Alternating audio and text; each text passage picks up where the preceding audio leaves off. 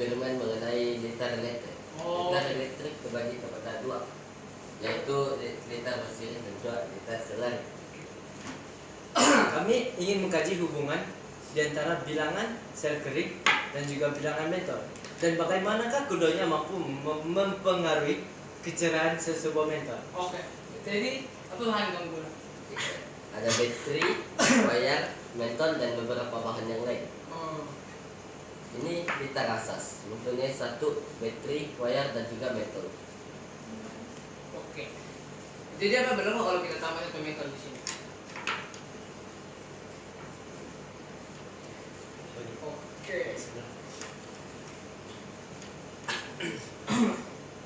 Oh, ini malah kan mentolnya. Jadi kenapa ini boleh berlaku? Oke, ini disebabkan mentol adalah rintangan. Jadi semakin banyak rintangan, semakin berkurang arus elektrik yang mengalir, maka kecerahan mentol juga semakin berkurang.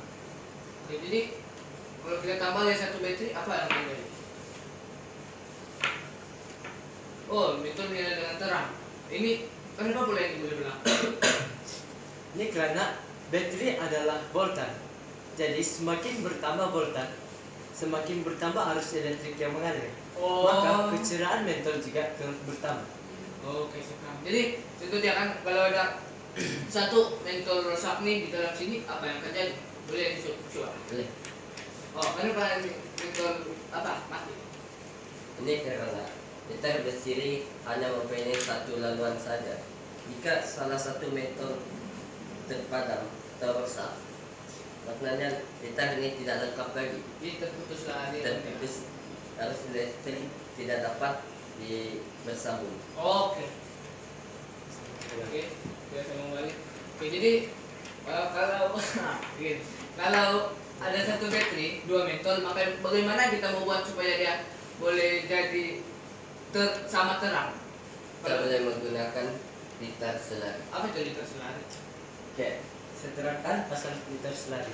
Liter selari ialah liter yang mempunyai lebih daripada dua ataupun lebih daripada dua laluan arus elektrik. Contohnya seperti ini, dia mempunyai dua laluan, laluan yang pertama dan laluan yang kedua. Jadi pilih keterangan. Ya. Oke, ini kita lihat.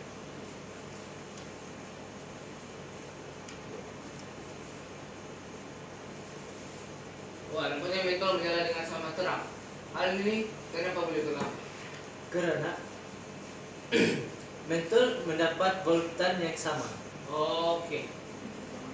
Jadi kalau salah satu mentol rusak di sini, apa yang akan terjadi? Jadi boleh try buat ini.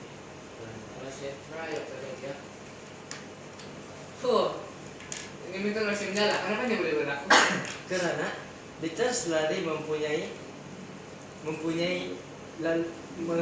laluan yang berbeza. Jadi apabila laluan yang pertama mengalami kerusakan, dia tidak akan mempengaruhi mentol yang kedua. Oke.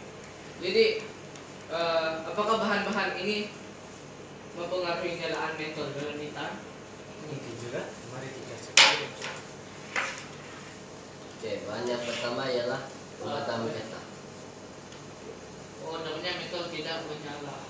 Oke, bahan yang kedua adalah silin. Silin. Oh, mentol menyala. Jadi, apa kesimpulan dari project ini? Activity Kesimpulan daripada aktiviti ini ialah silin adalah logam. Maka logam dapat mengalirkan arus elektrik. Jadi logam adalah konduktor elektrik. Bagi getah, pemadam getah pula, ia tidak dapat mengalirkan arus elektrik. Maka getah adalah penebat elektrik. Oke, jadi ini semua activity kita buat ini berkaitan dengan apa? Aktiviti yang kita buat semua ini ada kaitan dengan hukum Ohm. Hukum Ohm ialah semakin tinggi rintangan yang dikenakan, maka arus dalam satu liter akan semakin kurang. Tetapi jika rintangan yang dikenakan itu kurang, arus dalam sesuatu liter semakin tinggi. Oh, oke. Jadi sama juga dengan kipas tangan. Kalau kipas berputar dengan kelajuan yang tinggi, artinya dia punya rintangan rendah, menyebabkan arus elektrik yang diterima tinggi. Jadi kalau kipas berputar dengan kelajuan rendah, rintangannya tinggi, menyebabkan arus elektrik yang diterima rendah. Ya. Oh, Ini saja pembentaran kami untuk hari ini. Saya Nathan Nasri dari 3 Ilik. Saya Dilan Edwin dari 2 Ilik. saya Budi Wijaya dan Guru dari kelas 3 ini. Sekian, terima Sekian, kasih. terima kasih. Bye.